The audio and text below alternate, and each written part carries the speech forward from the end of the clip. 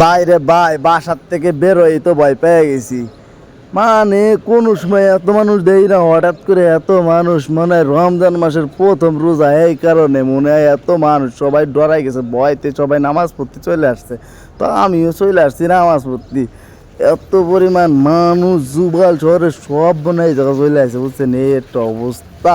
তো আর কি করবো, এখন আমার একটু যাইতে হবে একটা বড় একটা মিশনে। ঠিক আছে, আপনারা মিশনটা দেখেন কোথায় যায়। তো নামাজ পড়া তো শেষ করলাম, এখন চিন্তা করতেছি পাশে যেহেতু গুলিস্তান আছে ঢাকা, তো গুলিস্তানটা দেখাই দিই ভাই বিরাদারদের। তো এখন গুলিস্তানে যাচ্ছি, দেখেন গুলিস্তানের অবস্থা। আর ভাই ঢাকা ভাইবেন না পারে, এটা হলো সৌদি আরব জুবাইলের গুলিস্তান, ঠিক আছে। তো জুবাইলের গুলিস্তানটা একটু দেখে রাখেন। তো পরবর্তীতে যারা সৌদি আরবে আসবেন বা আছেন এইখানে, তাদের জন্য উপকার হবে এই গুলিস্তানে। তো দেখেন ভিডিওটা, কি অবস্থা, বাঙালি যাকে বলে, বাঙালি যেখানে থাকে এরকমের অবস্থা। আপনি এখানে আসার পরে সব ধরনেরই পুরাতন টুকিটাকি জিনিস পেয়ে যাবেন। বিশেষ করে মানুষ আসে এখানে ডিউটির পোশাক কিনতে, কারণ এই সৌদি আরবে যারা আছেন তারা অবশ্যই ভালো করেই জানেন নতুন ডিউটির পোশাকের অনেক দাম। এই কারণে এখান থেকে পুরাতন ডিউটির পোশাক কিনে নিয়ে যান, এখানে অল্প রেটে পাওয়া যায়।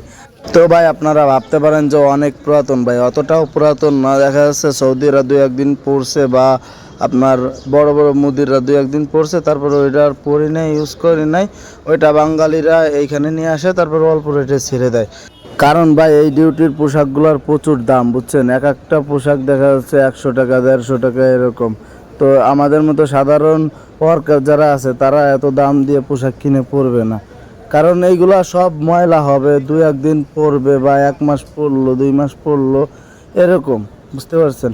এটা যে বাসায় পরে যাবে এরকম না, ঠিক আছে, এই শুধু ময়লার কাজই করবে। এই কারণে তারা নতুন পোশাক কিনে না, এই পুরাতন পোশাকগুলা আর কি ইউজ করে। আর ভাই আর একটা কথা, এইখানে কিন্তু সৌদি এইসব বিক্রি করা নিষেধ, বুঝছেন। এইখানে একটা গ্রুপ আছে বলদিয়া গ্রুপ, তারা যদি টের পায় এখানে এত মানুষ আর এরকম বিক্রি হচ্ছে, 1 মিনিটের ভিতরে মনে করেন জায়গা ফাঁকা করে দিবে। আর তারা যারে ধরতে পারবে এইখানে, তারা 1 দিনের ভিতরে দেশে পাঠায় দেবে, কারণ তাদের প্রচুর পাওয়ার, বুঝতে পারছেন। বাংলাদেশের যেসব দারোয়ানরা আছে না, তাদের মতো হচ্ছে তারা, কিন্তু তাদের পাওয়ারটা মনে করেন হাই লেভেলের।